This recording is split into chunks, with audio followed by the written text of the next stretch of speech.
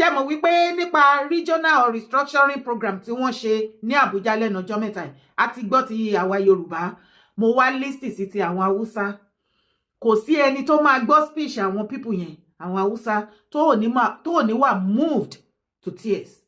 Oh my God ọ̀pọ̀lọpọ̀ wa la ti ń gbọ́ láìmọye ìgbà ipe bí àwọn Fúlàní Caliphate bí wọ́n ṣe kọ́ńkà àwọn Haúsá o ò tí ì gbọ́ nǹkan kan mo ní o ò tí ì gbọ́ nǹkan kan ọ̀ǹtì tó o bá wo fídíò yìí Jesus Christ ọmọ kóòtù ajíire Yorùbá ẹ jẹ́ akọ́gbọ́n látara wọn o ẹ jẹ́ akọ́gbọ́n látara wọn bóyá Fúlàní ti fẹ́ wa lọ́kọ àbí wọ́n ti fẹ́ wa láya èyíkéyìí tó bá wù kó jẹ́ bẹ́ẹ̀ ọmọ kóòtù ajíire Yorùbá tí a bá ti kùnà láti lẹ́n látara speech àwọn Haúsá kọ̀ǹsání Fúlàní torí àwọn Haúsá ti jí báyìí wọ́n dẹ̀ finish àwọn Fúlàní Caliphate mo wá kí ìwọ àti èmi kú oríire wà lóríire kí ni wípé ó ṣojú ẹ̀mí ìwọ àti èmi the end of Fúlàní Caliphate nínú Nàìjíríà o tí ì rí wípé àwọn Fúlàní Caliphate ti wà ńlẹ̀ pẹ̀pẹ̀ wọ́n ti bálẹ̀ dọ́gba ṣùgbọ́n kí àlàyé mi kó lè yé dáadáa ó ní láti tẹ̀lé mi kó farabalẹ̀ kó wá lísì sí àwọn Haúsá speech. Our region is facing challenges.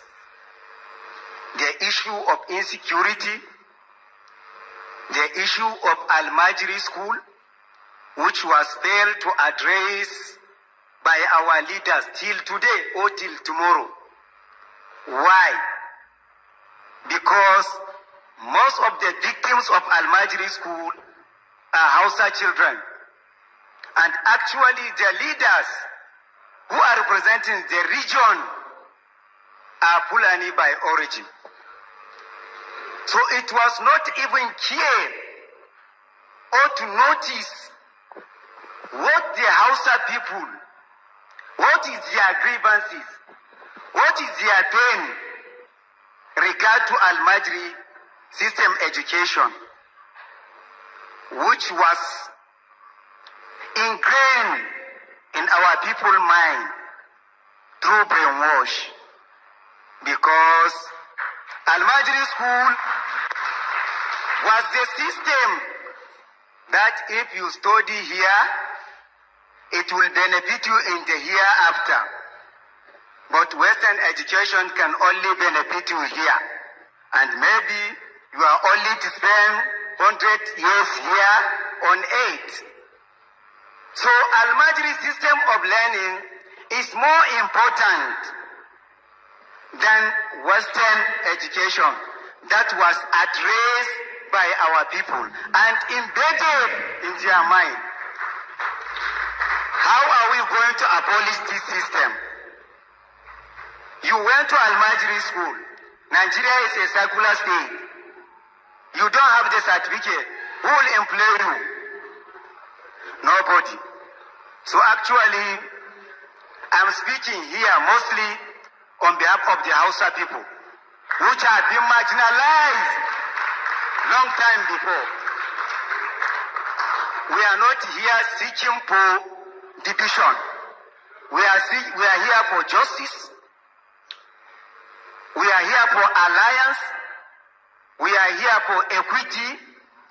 We are here for how our people will be restructured first. Before even Nigeria was restructured, let's look at the Hausa region, which was well developed in terms of everything before even the caliphate. Hausa people was advanced long time before the caliphate.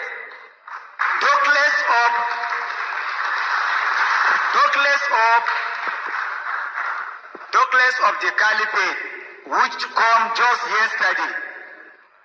The history of Hausa people, Hausa rulers, are more than 1,000 years. From Kano, from Gobir, from Zazzau, Jigawa, there are so many Hausa kings which was not longer be had. Their history is almost being erased. We need support of Nigerians of that, because we are here for justice. Hausa people need the attention of all Nigerians, because I'm not even start to discuss about the insecurity. that is ravaging the region, advancing to the southwest. Kwara State is affected. Oyo State recently, Ogomosho is affected. There are some students that has been kidnapped for almost 40 days. And most of the perpetrators of this evil are Fulanis. They are not foreigners. Nobody will tell us they are foreigners. No, they are Fulanis. No, they are Fulanis. We need to address this. The Hausa people are silent because many of them attended Al-Majri school, which has been embedded in their mind, as I speak earlier before, that Al-Majri education is what will support them in here and the hereafter. How can Al-Majri system will support you in here and hereafter while you are begging on the street? How? Can somebody explain this thing to me? It was embedded in our people's mind through brainwash long time before. So we are here to cry on behalf of the entire Hausa people who have been marginalized for a long time. Their cry has not been heard because most of the leaders that are governing them are not Hausa by tribe. So we are calling for unity. We believe in unity.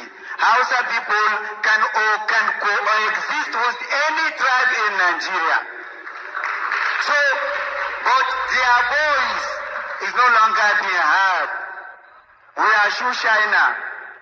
We are T-Bendo. Any petty business our Hausa people are doing it. How are we going to actualize them? How are they going to be advanced? After you graduated from Al-Majri school, you'll be seeing them climb a trailer to Lagos, looking for survival, because the condition of the North did not favor them. The Hausa person that is staying in Imo State is more peaceful than the Hausa man that is staying in Katsina now. So the proposal of Rima region, Dala region, while the Igala are claiming Igala region, the Yoruba are claiming Yoruba region, the Ijo are claiming Ijo region. Why don't we have Hausa region, the most populated tribe in Nigeria? It can never be possible. The Ala region has now switched to Hausa region. There is nothing like the Ala region.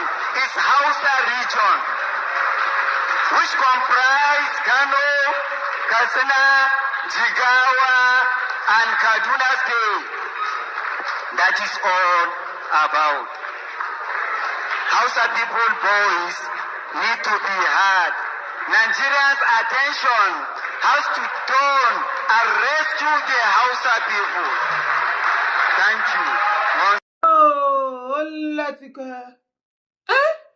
Oh, gbọ́rọ̀ lẹ́nu Hausa máa yẹn. Kò tọ́ọ̀ṣẹ́.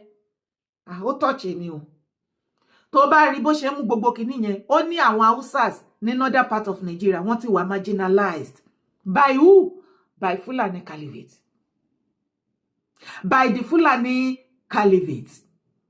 Wọ́n wá sọ nísìnyí pé regionally, àwọn kò ṣe pé wọ́n ń jà o.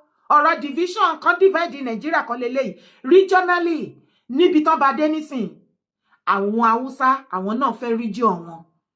Because àwọn Fulani Caliphate, àwọn ni wọ́n ti lé gbogbo Fulani gbogbo Hausas tó wà ní posti tó ń represent wọn tẹ́lẹ̀, wọ́n ti lé gbogbo wọn títí dé ọba wọn, gbogbo ọba tán fi ń jẹ ní gbogbo ilẹ̀ wọn bíi Katsina, bíi Kano, gbogbo ẹ̀ wọ́n ní àwọn Fulani ti lé gbogbo ọba Hausa kúrò, àwọn Fulani ló wá ń jẹ ọba ń bẹ̀, and that is one of their plan tí Gumi Olúwo tó ń fẹ́ kí wọ́n wá ṣe ńlẹ̀ Yorùbá àti brother Gumi Mufti Ìwó àti the rest of them.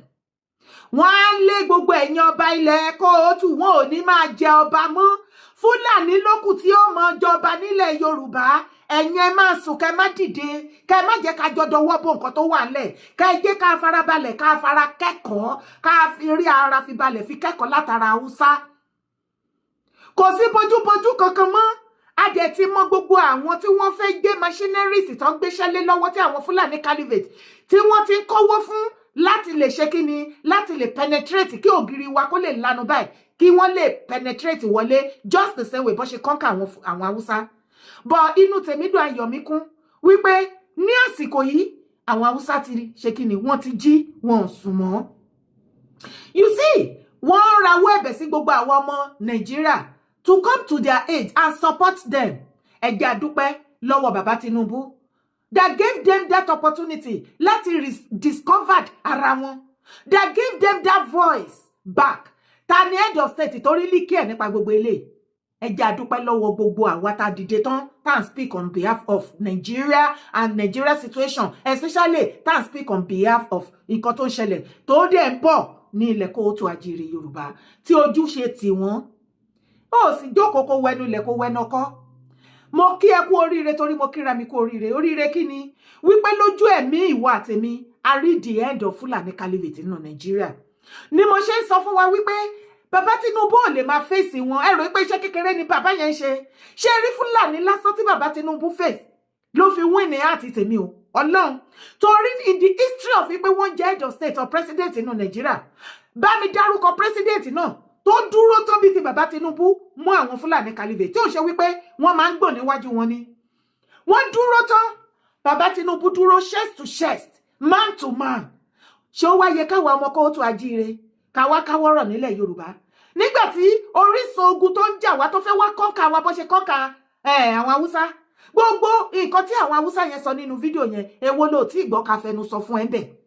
Wípé the same tactics náà fẹ́ wá lò fáwọn ọmọ Yorùbá. Wọ́n dẹ̀ ń lo àwọn kan nínú ìsìn Mùsùlùmí, àwọn mọ̀nàfíkì bíi tí àwọn wo àwọn ṣe Gumi ilẹ̀ Yorùbá bíi Gumi Mufti Ìwó, Gumi Olúwo, Gumi Shitu, Gumi Oríyọmí, Gumi gbogbo wọn bẹ́ẹ̀ bẹ́ẹ̀.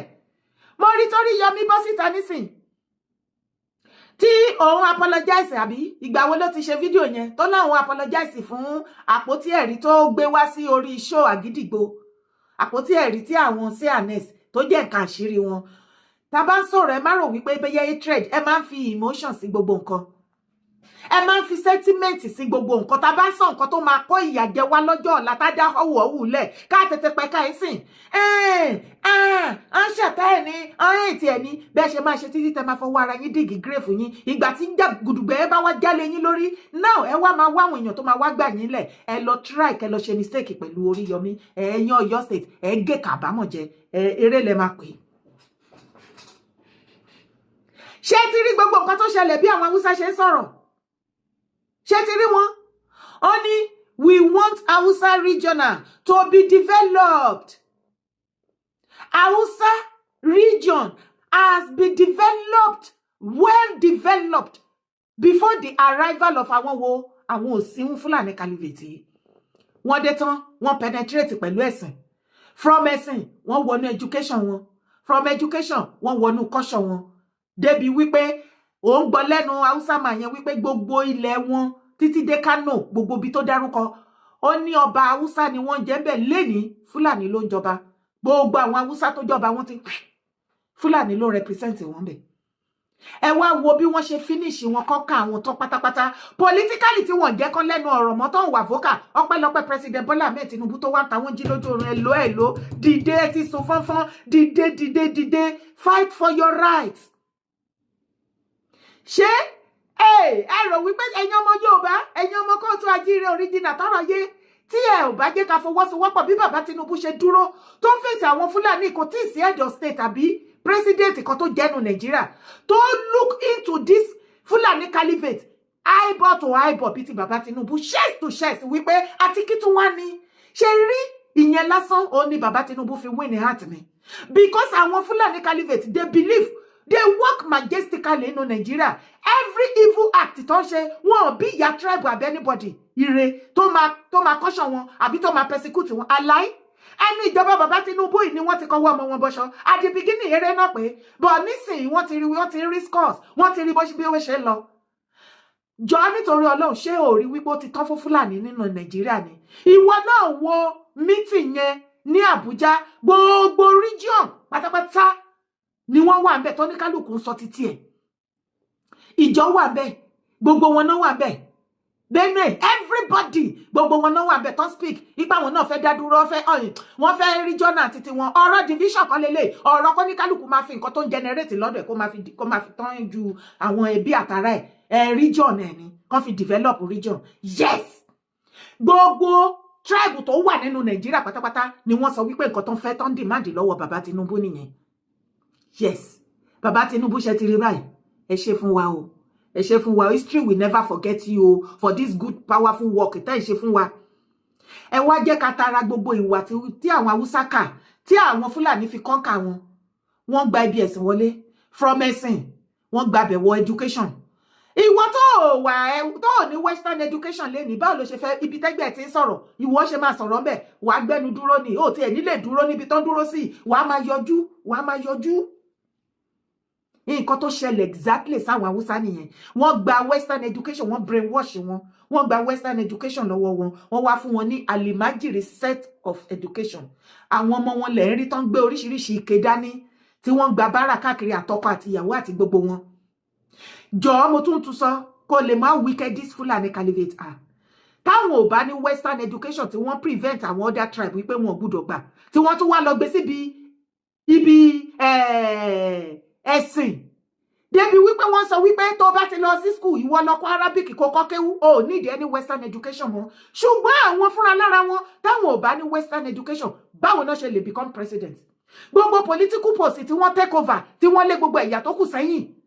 Báwo làwọn ṣe lè occupy gbogbo post yẹn without western education? Tó bá jẹ́ alimajiri set of education tó fún àwọn Haúsá òun làwọn Fulani caliphate náà practice. Ṣé àwọn máa lè ṣe governor, minister, president and every other jinjati post tó wà? Alimajiri set of education tó fún àwọn Fulani àwọn Haúsá ó mú ẹnu wọn short wọn báyìí. Kò jẹ́ kán rí nǹkan kan sọ politically, ó marginalize wọn politically. Wọ́n parẹ́ máa yé lára ní north. Yorùbá ó fà. Ṣé ẹ ti ń kẹ́kọ̀ọ́? Ṣé ẹ ti ń dé? This is the head of Fulani caliphate in Nigeria. Tó bá ní irọ́ ni mo pa. Tẹ̀lé mi wá wo fídíò yìí. I use my platform to call out the criminal government. On May 8, 2019, El-Rufai sent policemen to track me 800 kilometers away in Port Harcourt. I was abducted, driven back 13 hours, held for 2 days without food or water, then dumped in a horrible ancient prison for 162 days. I witnessed 4 inmates die of disease while I was there. The unsanitary conditions made me ill. The inmates helped me recover. People from different communities and religions getting along. It reminded me of my childhood. I didn't find terrorists in prison. Besides some criminals, it was full of ordinary people. I met 23 young people, including 7 minors, barely in secondary school, thrown in jail simply for patrolling on night watch to keep their communities safe. My spirit was initially broken. Then one day, my hope was renewed. Waiting for me were 9 women from a village that had been attacked in southern Kaduna. These women who had lost so much pooled money they barely had just to travel to a prison to thank me for calling attention to their plight. In that moment, I realized that my liberty was a small price to pay, and I resolved that this was a cause I am willing to die for.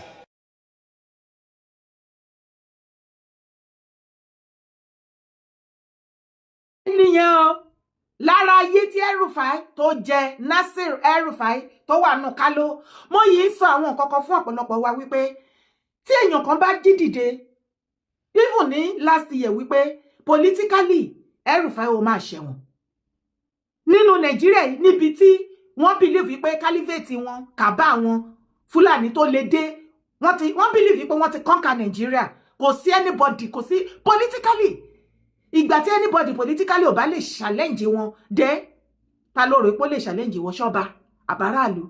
No, politically náà la lè fi challenge wọn, just like what we are witnessing right now through Baba Tinubu. Ṣé rí pé politically náà fi challenge gbogbo ìwà burúkú tí ò bá jẹ́ ti Baba Tinubu, ISIS á ti gba Nàìjíríà, Sultan á ti kọ́ka Nàìjíríà, gbogbo èrò ọkàn Sultan of Sokoto òun ni kó kọ́ka Nàìjíríà religiously, politically. Tó bá ti kọ́ka méjèèjì yẹn, kò sí anybody tó máa challenge wọn mọ́. Wọ́n wá declare as a prime minister, Nigeria will become like Afghanistan. Mo rò pé orí fídíò ìkan lára àwọn ọmọ Afghanistan tó sọ lánàá tí mo gbé jáde. Mo mọ̀ pé ọ̀pọ̀lọpọ̀ yín ò ní like ẹ̀ ní lè sọ̀rọ̀. Ara àbòsí tẹ wálé ayé wá ṣe náà nìyẹn. Ìgbà tó ti di bí òótọ́ ọ̀rọ̀ báyìí, oníkálùkù ti ya look away. Ẹ máa gbé sínú.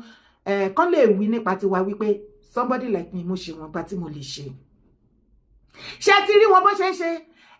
Nasir El-Rufai, ó pa, according to àwọn tó wà nígbà tó ṣe governor, ó pa ṣíọ̀ sára àwọn Christian.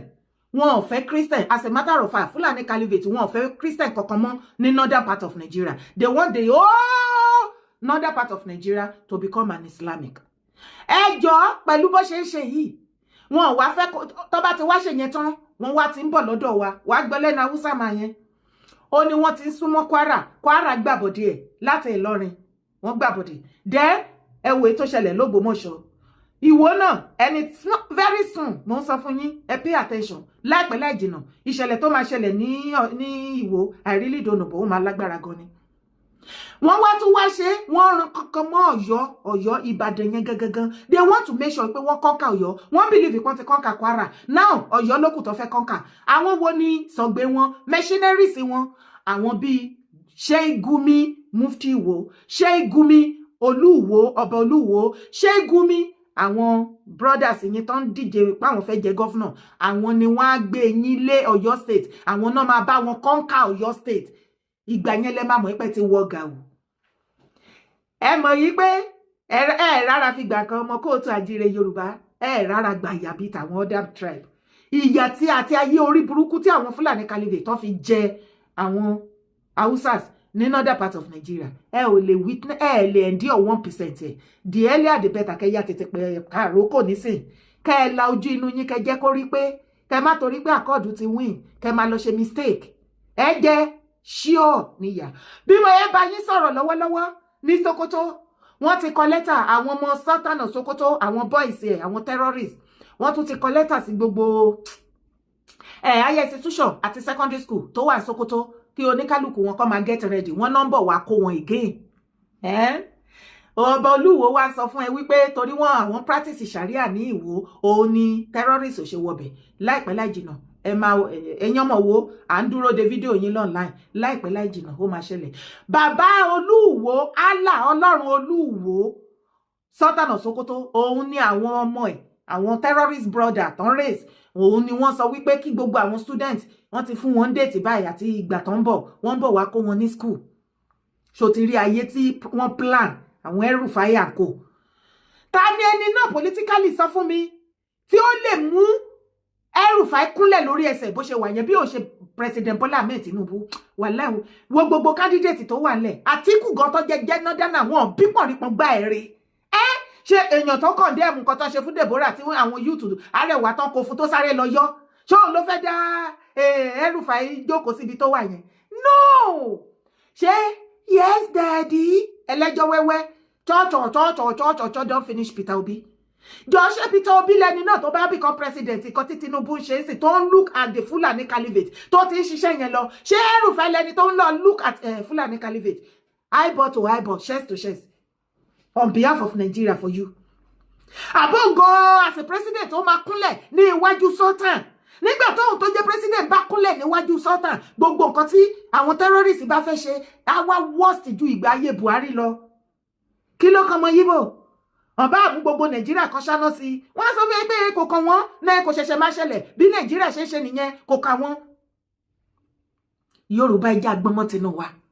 President Bola Ahmed Tinubu ò ní dúró, kán dúró ní Àbújá bẹ̀ yẹn kó máa ṣiṣẹ́ tó ní agbára tó fèsì orísun problem ogun tó ń ja Nàìjíríà ó ní bàbá Tinubu tí wọ́n fàyàdọ̀rọ̀ yẹn o ṣé ó wá yẹ káwa tó kù tá jẹ́ ọmọ ìran ilẹ̀ kóòtù àjíire táwọn ṣe títí bẹ̀ yẹn ṣé ó yẹ káwa kọ́wọ́rọ̀ kó jẹ́ pé ọ̀tẹ̀ la máa ṣe kiri tó jẹ́ pé èpè ló ń ṣẹ́ fún tó jẹ́ pé kò ní wẹ ẹ dìbò fún ẹ̀yin ọmọ kóòtù àjíire sí mi ẹ yé halẹ̀ mọ́ Tinubu ẹ dìbò fún èyí tó le jù ń bẹ̀ ní láti wọ bẹ̀ ó bírèkẹ̀ ilẹ̀ Yorùbá àdìbò fún ó wọ bẹ̀.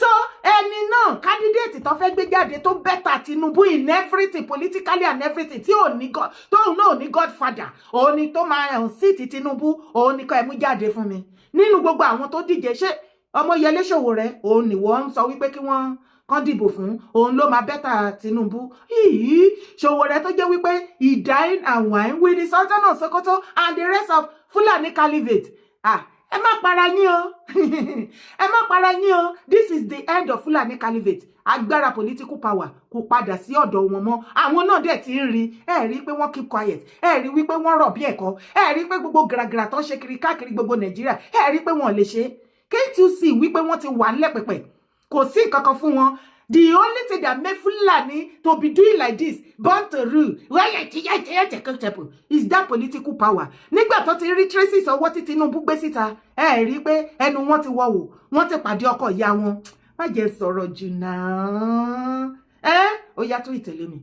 ṣe rí ní ṣókí ìmọ̀ràn tó ń kọ́kọ́ fún àwọn elédè kejì wa tó jẹ́ bí Yorùbá. tó jẹ́ Yorùbá. bẹ́ẹ̀ ni ok. àtúndíje pé àti mọ̀ pé wọ́n jọ bí wa pọ̀ ni pẹ̀lú àwọn bàbá kò yẹ ká máa bá ẹlẹ́yàmẹ̀yà kò sì yẹ ká fi òṣèlú wọ ọ̀rọ̀ baálẹ̀ sí Sẹ́ríkì Fúlàní àbí Jòhórọ̀ òṣèlú dá dúró lọ́tọ̀ táwọn òṣèlú bá ń ṣe bí olóṣèlú wọn ká fi yún sapá kan ọ̀rọ̀ àjẹ Sẹ́ríkì àjẹ baálẹ̀ ọ̀pàpọ̀ mọ́ ọ̀rọ̀ Islam tó jẹ́ ẹ̀sìn tí Ànábì Muhammad sallallahu alaihi wasallam ní táwa Fúlàní dì mú ṣẹ́rí táǹbà tí ń jọ gbé àlàáfíà ní ká máa lépa pé ìgbà tó ti jẹ pé Fúlàní fẹ́ Yorùbá Yorùbá ń fẹ́ Fúlàní bẹ́ẹ̀ni láti máa pé gbogbo ti wọnú ẹran náà ti wọnú gbogbo pátápátá kò yẹ kó tún jẹ pé tó lè ń bá ń jà kó tún jẹ pé àdìdé ká bá olè wí èdè olè wa mú àwa làwọn ń bára wa jà kò yẹ kó rí bẹ́ẹ̀.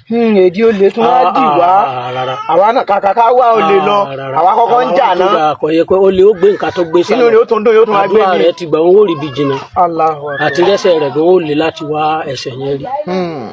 ìmọ̀ràn tèmi fẹ́ fún àwọn Yorùbá nìyẹn pé kíní tó dé yìí kàńdá tí ń bẹ láàrin rẹ̀ sì ni kí wọ́n jọjá bá rí bó bá yẹ pé Fúlàní náà wọ́n bá rí ń bẹ̀ ni kí wọ́n pè wá àjọba rí bó bá yẹ pé Yorùbá la bá ń bẹ̀ àjọba rí kò ṣẹ̀ṣẹ̀ ń bẹ̀ olè ni kí wọ́n já bá rí àtọ̀daràn ọ̀daràn ni kí wọ́n já ká máa má wá. máa jìjẹ ẹlẹ́yàmẹ̀yà ọ̀daràn àti olè ni kí wọ́n já bá rí káwọ ọjọ́ sí ọmọ ọ̀yá tá à ń jọ ṣe pọ̀ tí ń fi ń tò látàná ní ṣókí ìmọ̀ràn tí mo fẹ́ fún àwọn Al-Fulani wa Now, Ọlọ́run ọba aláàánú nídìí ẹ̀sìn Islam tí wọ́n mọ̀ wá sí àìní jẹ́ bẹ́ẹ̀ mọ́ Ọlọ́run má fi kan bò wá àmín àmín lápapọ̀ àmín àmín. ṣe rí bá ń bá ń rìn ká mọ ìrìn ọmọlúàbí torí wọ́n ní ẹni abíire kì í rìn òru jàkùmọ̀ náà kì í rìn ìdí ọ̀sẹ̀. nígbà tó jẹ́ pé òun Yes. àti ìrìnsàn tiẹ̀ ó le díẹ̀. tó ń bá ń tí rìn ní ìrìn tọ́tọ́ ọmọ ọ̀ta ní ọmọ ọlámọ ẹni mi gbolo tí wàá ibi báyìí lọ́dọ̀ wa ǹjẹ́ àti ẹ̀ lè rí nọ́mbà àwọn ọ̀dọ́ níka sí òsì àpò onídìí ẹ wá nọ́mbà mi kí bàbá akínní wọ́n mọ̀ mí bàbá dàbí rẹ lọ bí ìrìn mi. ṣe rí tẹ́yìn abá ti ní ẹ̀rí tó fi ìdí múlẹ̀ kò nídìí pé wọ́n máa wá ìnìrẹ́ tí wọ́n máa sọ olórúkọ tó jẹ́ àti pé tíwọ náà bá rìn tí ọba sí pé ó ní sábàbí tílẹ̀ bá sú ọ ó ní fámìlì alọ́rẹ̀ Yorùbá tọ́jú àwọn àgbàlagbà bá a ṣe wà ní kékeré yìí ó lè yà bàbá ilẹ̀ sú mi wọ́n sì ní àkókò tí ń lọ yìí ká má máa rìn lóru wọn wọ́n fẹ́ sùndọ̀ yín dàárọ̀ ọ̀la ìyẹn náà tún jẹ́ tó ṣe kókó nítumọ̀ sí pé ẹni tó kọ rẹ̀ bá dá o bẹ́ẹ̀ ni kò yẹ kéèyàn ò sú yàn kéèyàn má wàá rí ibi tí ó fèrè lé láìláì tó náà bá jọ ọmọ rẹ̀ lóòótọ́. tẹ́ ẹ bá lọ ṣe mistake kékeré tẹ́ lọ ń believe ọ̀rọ̀ ẹnu àwọn Fúlàní tán bí sílẹ̀ kóòtù àjíire nílẹ̀ Yorùbá ẹ ti wọ́ ga wo rántí gbọ́nmọ́ tinú ẹ tó bá nírọ́ ni mò ń pa èbó ṣẹ̀gbọ́n nínú fídíò sìn tí Haúsá mà tó ń là méjì burúkú wípé kò sí any other person nínú Nàìjíríà tó ń gbógun ti ẹ̀yà mìíràn tó bá minus Fúlàní kúrò ní Nigeria is as peaceful as anything, and láàrin ọdún mẹ́ta the way tí Nigeria ṣe máa grow a máa meet up to the standard of Western world. Èyí ló ń jẹ́ kí àwọn Britico ìjọba Britico wọn ò fẹ́ kí Nigeria kó wà develop up to their standard. Wọ́n ṣe gbé gbogbo agbára yẹn lé wọn lọ́wọ́ kán lè máa báyé Nigeria jẹ́, so wọ́n lè máa gain, wọ́n máa fi Nigeria be happy, Nigeria á máa lọ sẹ́yìn backward because wọ́n ti rí wípé wọn ò ní nǹkan kan tó offer lẹ́yìn ẹ̀sìn nothing more. Ṣùgbọ́n gbé political power fún Yorùbá fọ́mọ Yorùbá lọ́dún tó gbé fún hand over fáwọn ọmọ Fúlàní tó bá yẹ pé Yorùbá náà hand over fún ìwọ náà kàn imagine ibi tí Nigeria ti wà. Nigeria ti di ibi òyìnbó kan á ti máa sọ wípé àwọn fẹ́ gba Nigeria ipá àwọn náà ní Nigeria sìn. Torí Nigeria ti wà well developed economically in everything, but àwọn tó gbélé lọ́wọ́ lẹ́yìn ẹ̀sìn Mùsùlùmí wọn ò tún gbà nǹkan kan mọ́, kò sí nǹkan kan tán wà after. Development is not part of their life, it's not in their book. Backwardness is what they choose in life. Ìgbésí ayé òfò àtàdánù tó ń gbọ́dọ̀ fi ṣépè fún ọ̀tá èèyàn, ìgbésí ayé tí àwọn Fúlàní yàn láàyò nìyẹn. Everything about them is Islam. Islam kí ló dé wà nínú Kùránì tá à ń gbọ́ lọ́ọ̀láì sìn, majority ẹ̀ tó wà ń bẹ̀ bíi ká kógun jara wa, bíi ká para wa, bíi kọ́ ọmọ kọjú ìjà sí ìyá àti bàbá ẹ̀, bíi kọ́ ọmọ má respect àwọn òbí ẹ̀, kó o máa jà fọ́lọ́run, kó o máa gbèjà Allah, bí kò ṣáà máa kọ́ sí jàgídíjàgan, kó o máa jẹ́ kí àlàáfíà wáyé. Kò sí nǹkan àlàáfíà kan tá a rí tọ́ka síbẹ̀ láti tọ́ka jáde nínú kinní yẹn. Ṣó ti rí wọn báyìí? Àwọn ilé bẹ́ẹ̀ Ọ̀yọ́ state ni o tẹ́ lè máa mọ̀ wípé wọ́n ní trace inú Ọ̀yọ́, wọ́n ti believe wípé wọ́n ti conquer Kwara báyìí sí Ọ̀yọ́ ni wọ́n fìtìnà tì lọ́wọ́lọ́wọ́ tó fẹ́ conquer. Ṣé èèyàn ọmọ Ọ̀yọ́ dẹ̀ máa lajú kalẹ̀ tẹ́ dẹ̀ máa jẹ́ káwọn Fúlàní caliphate kan conquer yín? Ṣé ti rí nǹkan tó ń dá sílẹ̀ lọ ní Kwara? Ṣé ti rí pé Ọ̀yọ́ náà ranjú mọ́ sìn? Fídíò tó rí àtọ̀yọ́ ni. Ṣé ti rí? Oúnjẹ Fúlàní ló sọ̀rọ̀ yẹn o. Ó nítorí Fúlàní ti fẹ́ Yorùbá, Yorùbá ti fẹ́ Fúlàní. Kéyìí ìwọ Ọlọ́run. Ṣé nǹkan tó ṣẹlẹ̀ sáwọn Haúsá tó ń làmẹ́ǹtì tó ń wà marginalize ṣé kò ní padà ṣẹlẹ̀ sí ìran Kóòtù Àjíire báyìí? Tó bá padà tẹ fọwọ́ tí ẹ fi àbòsí àti ọ̀tẹ̀tẹ̀ wálé ayé wa ṣe majority yín tẹ́ ẹ bá ti fi sí tó bá ṣẹlẹ̀ á kan ènìyàn kan jẹyàn kan lọ. Majority yín kúkú rèé náà ẹ kúrò nù Nàìjíríà ibẹ̀ lẹ wà. Kò sóúnjẹ, kò sómi, kò síná, kò sí everything, ìgbésí ayé tó rọrùn tó dáa, gbogbo ẹ̀ pátápátá majority ni ò tí enjoy ẹ̀ láyé. Ẹ believe wípé sufferness is a normal thing, àbí? Sufferness is not a normal thing.